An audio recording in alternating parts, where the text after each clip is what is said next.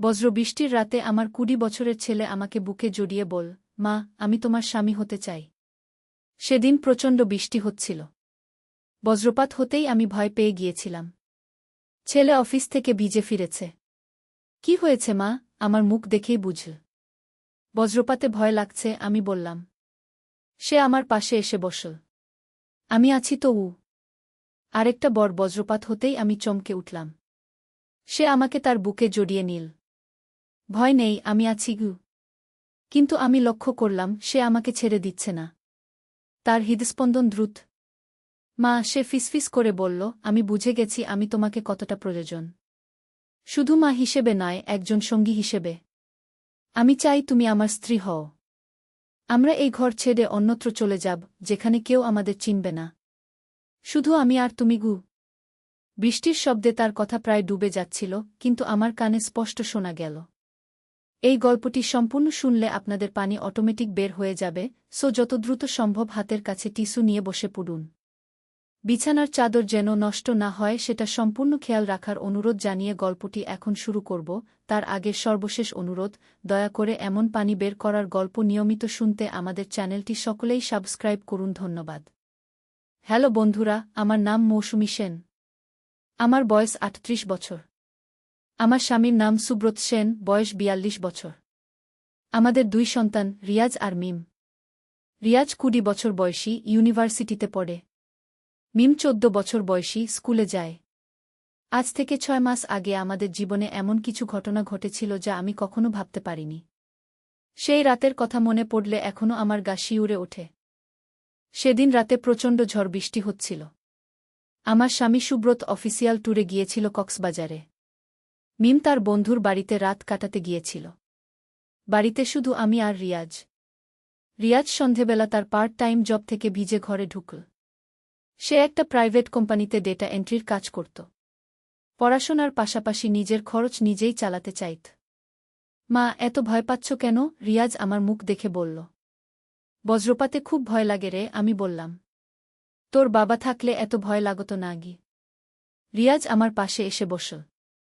আমি তো আছি মা। ভয়ের কি আছে? ঠিক তখনই আকাশে প্রচণ্ড বজ্রপাত হল। আমি চমকে উঠে রিয়াজের হাত ধরে ফেললাম। এই রে মা, এত ভয় পেও না। রিয়াজ আমাকে জড়িয়ে ধরল। আমি আছি না গে। কিন্তু আমি লক্ষ্য করলাম রিয়াজ আমাকে অস্বাভাবিকভাবে শক্ত করে ধরে রেখেছে। তার নিঃশ্বাস দ্রুত হয়ে গেছে। মা, রিয়াজ আমার কানের কাছে মুখ নিয়ে এসে ফিসফিস করে বলল, আমার একটা কথা আছে গিউ। কি কথা? আমি জিজ্ঞাসা করলাম। মা, আমি অনেক দিন ধরে ভাবছি বাবার সাথে তোমার সম্পর্ক কেমন যেন ঠান্ডা হয়ে গেছে। তুমি সব সময় একা থাকো। আমি দেখি তুমি কতটা একাকী অনুভব করো গু। আমি কিছুটা অবাক হলাম। তুই এসব কি বলছিস রিয়াজ? মা, আমি জানি এটা অস্বাভাবিক শোনাবে। রিয়াজের গলার স্বর কাঁপছিল, কিন্তু আমার মনে হয় আমি তোমার একমাত্র সত্যিকারের সঙ্গী। আমি চাই তুমি আমার সাথে থাকো। আমরা এই বাড়ি ছেড়ে দূরে কোথাও চলে যেতে পারি গু।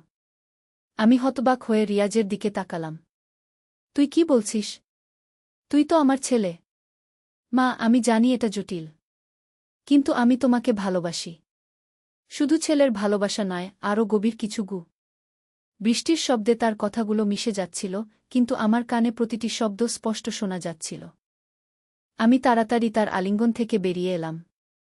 রিয়াজ, তুই কি বলছিস? এসব পাগলামি কেন? রিয়াজের চোখ দুটো অন্যরকম দেখাচ্ছিল। যেন সে আমাকে অন্যভাবে দেখছে। মা, আমি সিরিয়াস। আমি তোমার সাথে সংসার করতে চাই। আমি উঠে দাঁড়ালাম। রিয়াজ, তুই ঠিক আছিস? এসব কি ভাবছিস? আমি ঠিক আছি মা। আমি অনেক ভেবে এই সিদ্ধান্ত নিয়েছি গু। আমার মাথা ঘুরছিল। আমার নিজের ছেলে আমাকে এমন কথা বলছে। এটা কি করে সম্ভব? রিয়াজ, তুই আমার ছেলে। আমি তোর মা। এসব কথা তুই বলতে পারিস না আগে। মা, আমি জানি এটা সমাজে গ্রহণযোগ্য নয়। কিন্তু আমি তোমার খুশি দেখতে চাই। বাবার সাথে তোমার যে সমস্যা, আমি সেটা বুঝি কি। আমি বললাম, তোর বাবার সাথে আমার কোনো সমস্যা নেই। আমরা ভালো আছি। না মা, তুমি ভালো নেই। আমি দেখি তুমি কতটা দুঃখী। রাতে কাঁদতে শুনি তোমাকে গি। এই কথাটা আমাকে চমকে দিল। সত্যি বলতে সুব্রতের সাথে আমার সম্পর্কে সাম্প্রতিক কিছু টানাপোড়েন ছিল। কিন্তু সেটা পারিবারিক ব্যাপার। আরেকটা বজ্রপাত হল। আমি আবার ভয় পেয়ে গেলাম। রিয়াজ আবার কাছে আসতে চাইল। মা, আমার কাছে এসো। না রিয়াজ, তুই দূরে থাক। আমি তোর এই আচরণ পছন্দ করছি না গিয়ে। মা, আমি তোমাকে কষ্ট দিতে চাই না। আমি শুধু চাই তুমি খুশি থাকো গো। আমি রিয়াজের দিকে তাকালাম। সে কি সত্যিই আমার সন্তান? নাকি কোনো অপশক্তি তাকে পেয়ে বসেছে? রিয়াজ, তুই কি কোনো নেশা করেছিস? নাকি কোনো অসুখ হয়েছে? না মা, আমি একদম ঠিক আছি। আমার মন থেকেই এই কথাগুলো বলছি গিয়ে। আমি ভাবলাম এটা হয়তো কোনো মানসিক সমস্যা। ছেলেদের বয়ঃসন্ধিকালে মাঝে মাঝে এরকম হয়। আমি মনোবিজ্ঞানের বই পড়েছি। রিয়াজ, তুই একটু বিশ্রাম নে। কাল ডাক্তারের কাছে নিয়ে যাব তোকে গিয়ে। আমার কোনো ডাক্তার লাগবে না মা। আমি পুরোপুরি সুস্থও। আমি রিয়াজের সামনে থেকে সরে গিয়ে রান্নাঘরে গেলাম। আমার হাত কাঁপছিল। এক গ্লাস পানি খেলাম। রিয়াজ আমার পিছু পিছু এল। মা, তুমি রাগ করো না। আমি তোমাকে কষ্ট দিতে চাই না গি। তুই আমাকে একা থাকতে দে রিয়াজ। আমার একটু সময় দরকার। কিন্তু মা, আমি শুধু বলতে চাইছিলাম যে আমি তোমার পাশে আছি। যদি তুমি চাও আমরা নতুন জীবন শুরু করতে পারি গু। আমি বুঝতে পারছিলাম না কি করব। আমার নিজের ছেলে আমাকে এমন প্রস্তাব দিচ্ছে। হঠাৎ করে বিদ্যুৎ চলে গেল। চারদিক অন্ধকার হয়ে গেল। মা, ভয় নেই। আমি মোমবাতি জ্বালাচ্ছি, রিয়াজ বলল। মোমবাতির আলো রিয়াজের মুখটা ভুতুড়ে দেখাচ্ছিল। আমার আরও ভয় লাগল। রিয়াজ, তুই তোর রুমে গিয়ে ঘুমা। আমি আমার রুমে যাচ্ছি। মা, এত ঝড় বৃষ্টিতে একা থাকবে? আমি তোর পাশে থাকি। না, আমি ঠিক আছি। আমি তাড়াতাড়ি আমার বেডরুমে ঢুকে দরজা বন্ধ করে দিলাম। কিন্তু ভিতর থেকে তালা দেওয়ার ব্যবস্থা ছিল না। বিছানায় শুয়ে ভাবতে লাগলাম, রিয়াজের এই আচরণের কারণ কি? সে কি সত্যিই মানসিকভাবে অসুস্থ হয়ে গেছে? হঠাৎ আমার রুমের দরজা খোলার শব্দ শুনলাম। কে? আমি জিজ্ঞাসা করলাম। আমি মা। রিয়াজ, তুই কেন এসেছিস? আমি বলেছি আমি ঠিক আছি। রিয়াজ মোমবাতি নিয়ে আমার রুমে ঢুকল। মা, আমি তোমাকে একা রাখতে পারব না। বাইরে এত ঝড় বৃষ্টি গিয়ে। আমি বিছানায় বসে পড়লাম। রিয়াজ, তুই আমার কাছে এসো না। তোর আচরণ আমার ভালো লাগছে না গি। মা, আমি তোমার কোনো ক্ষতি করব না। আমি শুধু তোমার সাথে কথা বলতে চাই। রিয়াজ আমার বিছানার পাশে এসে দাঁড়াল। মোমবাতির আলো তার চোখ দুটো জ্বলছিল। রিয়াজ, তুই যা বলেছিস আমি সেটা ভুলে যেতে চাই। তুই আমার ছেলে। আমি তোর মা। এর বেশি কিছু ভাবার নেই। কিন্তু মা, আমি তোমাকে খুশি করতে চাই। আমি দেখি তুমি কতটা একা। আমি একা নই রিয়াজ। আমার পরিবার আছে। তোর বাবা আছে, তুই আছিস, মিম আছে। বাবা সবসময় কাজে ব্যস্ত থাকে। মিম তো ছোট। আসলে তোমার সাথী কেউ নেই। আমি বুঝলাম যে রিয়াজের মধ্যে কোনো ভুল চিন্তা প্রবেশ করেছে। হয়তো সে কোনো ভুল বই পড়েছে বা ইন্টারনেটে ভুল কিছু দেখেছে। রিয়াজ, তুই কি সম্প্রতি কোনো অস্বাভাবিক বই পড়েছিস? নাকি ইন্টারনেটে কিছু দেখেছিস? না মা, এগুলো আমার নিজের চিন্তা। আরেকটা প্রচণ্ড বজ্রপাত হল। আমি আবার ভয় পেয়ে গেলাম। রিয়াজ সুযোগ পেয়ে আমার পাশে বসে পড়ল। মা, ভয় নেই। রিয়াজ, তুই উঠ। আমার পাশে বসিস না গি। কিন্তু রিয়াজ উঠল না। সে আমার দিকে এমনভাবে তাকিয়েছিল যেন আমি তার কোনো প্রিয়জন। মা, আমি তোমাকে নিয়ে অনেক স্বপ্ন দেখি। আমরা দুজনে একসাথে ঘুরতে যাই। দূর কোনো শহরে নতুন জীবন শুরু করি গি। আমার গা শিউরে উঠল। রিয়াজ, তুই কি বলছিস? এসব কথা বন্ধ কর। মা, আমি জানি তুমি প্রথমে বুঝতে পারবে না। কিন্তু সময়ের সাথে সাথে তুমি বুঝবে যে আমি তোমার জন্য কতটা ভালো। আমি বিছানা থেকে উঠে দাঁড়ালাম। রিয়াজ, তুই এখনই তোর রুমে যা। আমি এসব কথা আর শুনতে চাই না গিয়ে। কিন্তু রিয়াজ উঠল না। সে আমার হাত ধরতে চাইল। মা, তুমি রাগ করো না। আমি তোমার সাথে খারাপ কিছু করব না গি। আমি তার হাত সরিয়ে দিলাম। রিয়াজ, তুই কি পাগল হয়ে গেছিস? আমি তোর মা। আমি জানি মা। কিন্তু আমি তোমাকে অন্যভাবে ভালোবাসি গু। আমি দ্রুত রুম থেকে বেরিয়ে গেলাম। বসার রুমে এসে সোফায় বসলাম।